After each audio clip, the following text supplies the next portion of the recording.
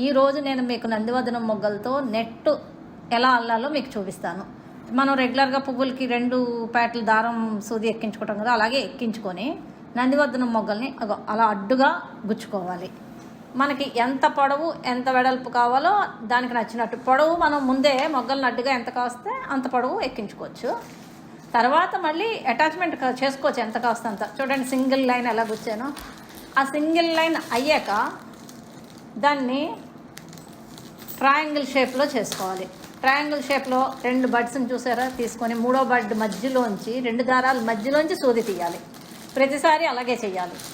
దాన్ని ఇలాగ పైనుంచి తీస్తే అది ఊడిపోతుంది. అందుకు ప్రతిసారి నాట్స్ ఆ మధ్యలోంచి చేస్తూ ఉండాలన్నమాట. మధ్యలోంచి ప్రతిదానికి ట్రయాంగిల్ షేప్లో 2 మొగ్గలు. మన చిన్నప్పటి నుంచి పెరట్లో చూస్తున్న ఈ నందివర్ధనం మొగ్గలు చూసారా మనకి ఎంత యూజ్ఫుల్ అవుతున్నాయో.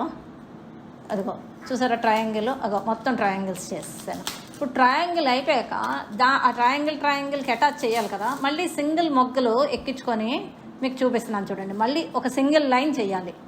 చేసి అదిగో సింగిల్ లైన్, దాన్ని కూడా 2 దారాల మధ్యలోంచే తీసుకోవాలి. అంటే కొంచెం ఓపిక్గా చెయ్యాలి. అది మొగ్గను కూడా స్పీడ్గా గుచ్చేస్తే మొగ్గ కట్ అయిపోతుంది. కొంచెం జాగ్రత్తగా గుచ్చుకోవాలి.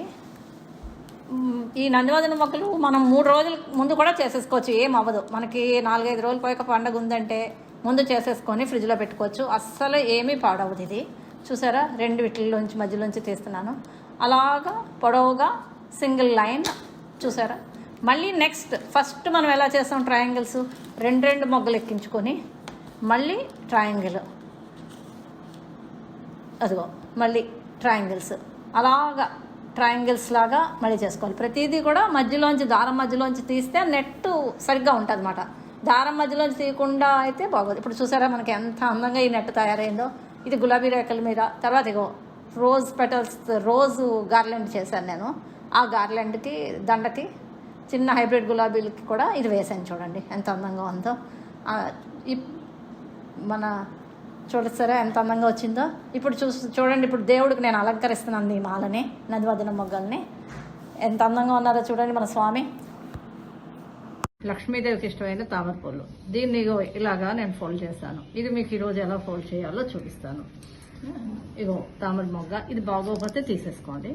తీసుకొని ఇగో ఇలాగ ఒక ఫోల్డ్, ఇలా ఒక ఫోల్డ్, మరి నెక్స్ట్ రెక్క ఇదొక ఫోల్డ్, ఇదొక ఫోల్డ్, మళ్ళీ ఆ తర్వాత దేని తర్వాత అది ఉందో అది తీసుకోండి. లోపల రెక్క కాకుండా అలా బయటది ఒక్కొక్కటి. దాని తర్వాత ఇది చూడండి. ఇది ఒక రకం కదా, అంటే ఇది కొంచెం చిన్న పువ్వులా ఉంటుంది. మనం దేవుడికి అలంకరించుకోవడానికి హాయిగా ఉంటుంది. ఫుల్గా ఇప్పి చేస్తాము, అది చేసుకోవచ్చు. ఇది దేవుడికి పెట్టినప్పుడు అందంగా ఉంటుందని ఇలాగా ఫోల్డ్ చివరి వరకు ఎన్ని రేఖలు ఉంటే అంతవరకు సూదిగా వస్తే అది అందం ఉంటుందని అలాగా.